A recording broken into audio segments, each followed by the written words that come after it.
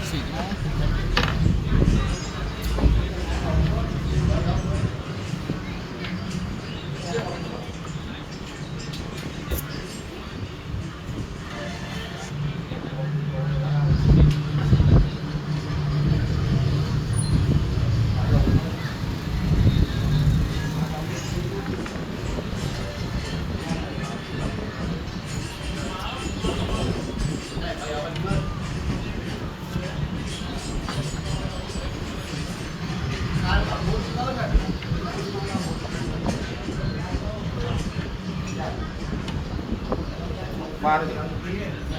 Một rồi. Hả? Một ba đến một.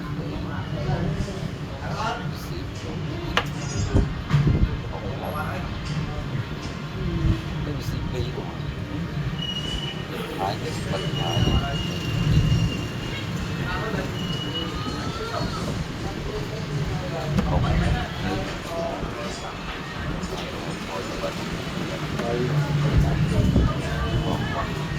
Còn ở lại đấy, con luôn đi bóng là đi ra.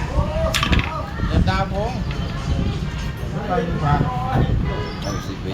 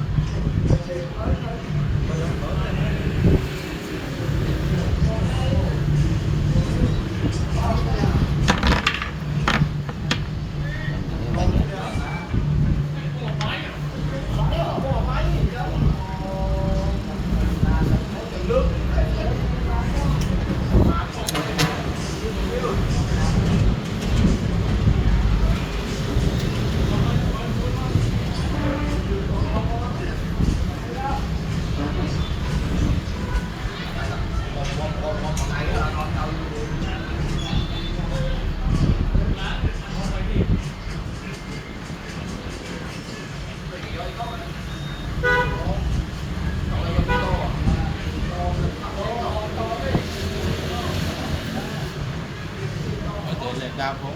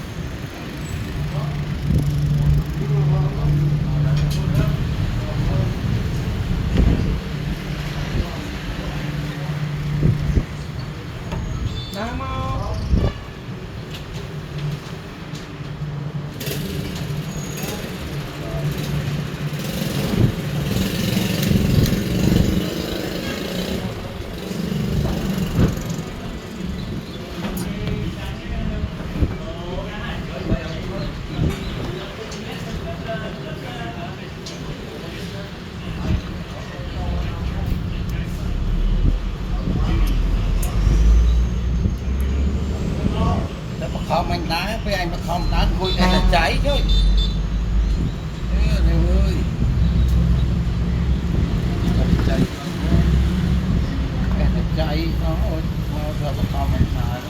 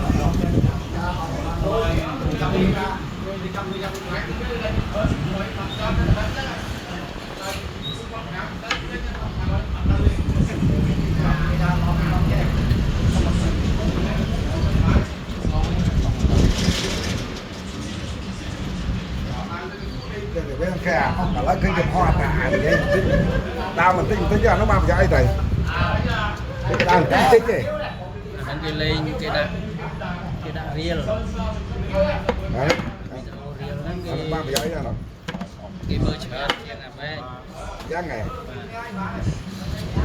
người ta nó luôn cho với nó người ta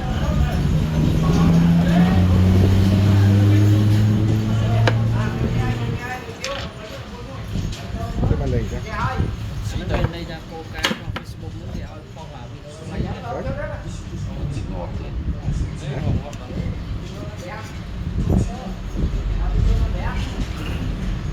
xin vui dân được sai đây nào sai ông vào sai sang đây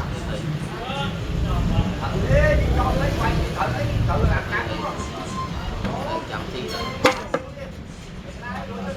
anh mong này mình mong sư ra mà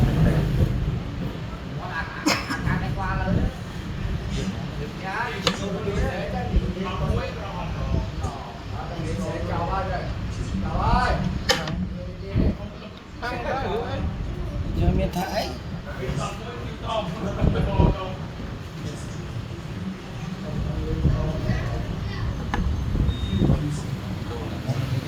thằng nó mình phải ấy Họp lớn ấy.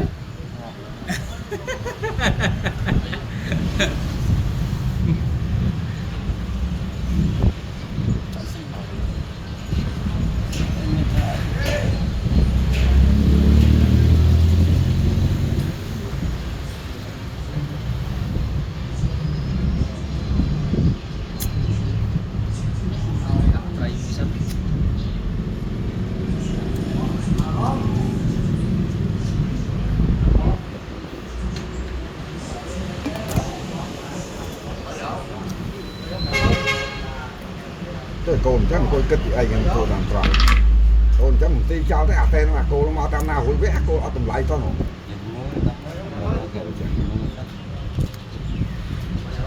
bây giờ mà chơi nó cất kiểu tức là cất đây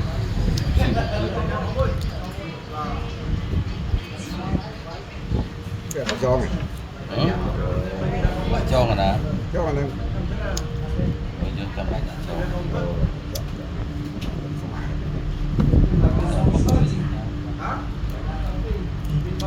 gì tâm thầy một số đấy chấm chọn cái này mà lại cho nó smart cho con đầu nhặt đi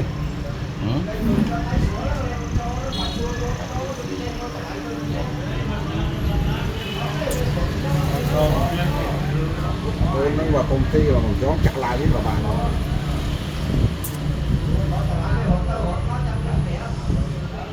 sơ bòi về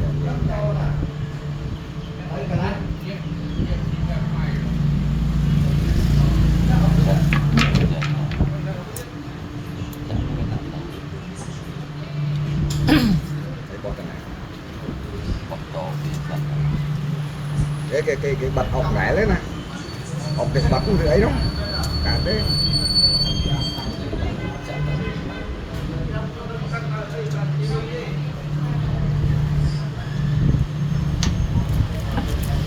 rồi mà lang lên vậy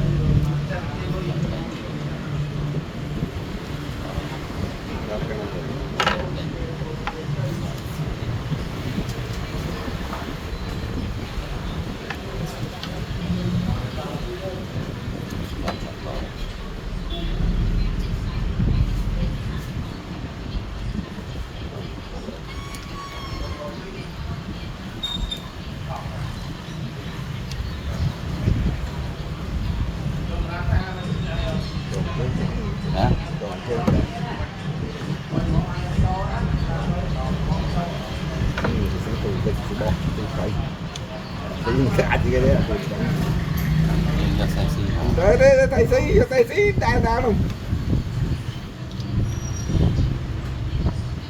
và cái sĩ hả cái sĩ vậy cái đồng hồ sĩ còn bên đầu về bài cái họ bằng ấy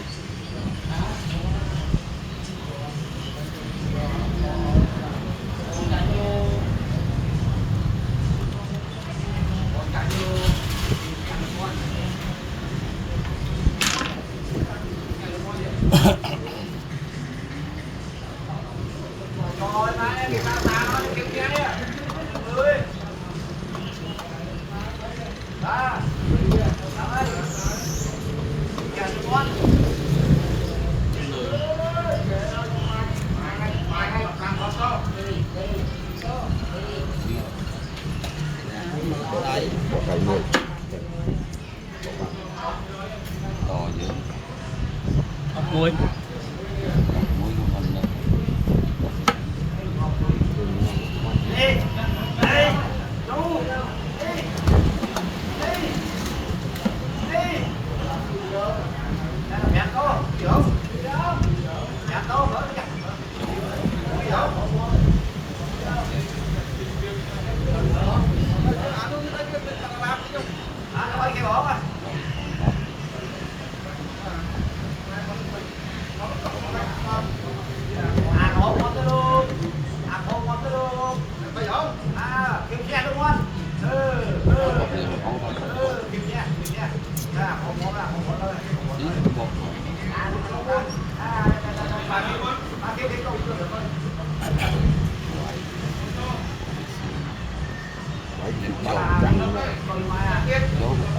cô này trong cạnh kia cô mình có chạm trên cái cô của dừng máu cái ốc dừng lại thì sự ốc đúng không?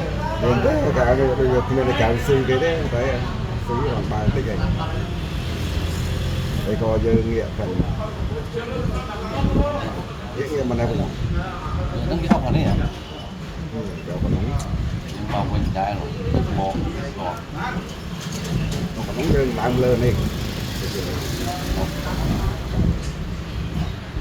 nghĩa thì đặt tốt ba nèo nó cái chuyện mà biết canh mà đặt vật ngon nào cả đấy nó được xây nhầm lại này nó là ba cái xì ốc nó bị sinh tê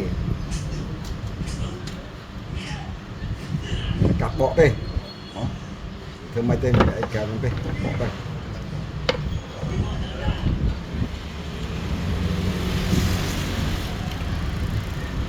rồi mà này mà rót rồi dòng rồi trong chui mới cào chui gì nhưng mà nó có tiền đấy chắc mấy bắt cái cào rồi bà trong thưa mày cào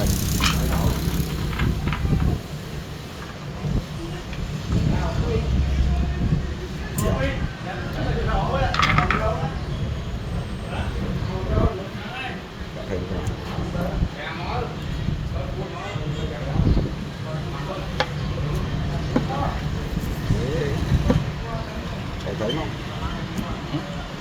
thấy như một cái Thì mà đồ bố ăn cái cục tên giọt đấy mà lấy trên nhìn gặp nhiều thật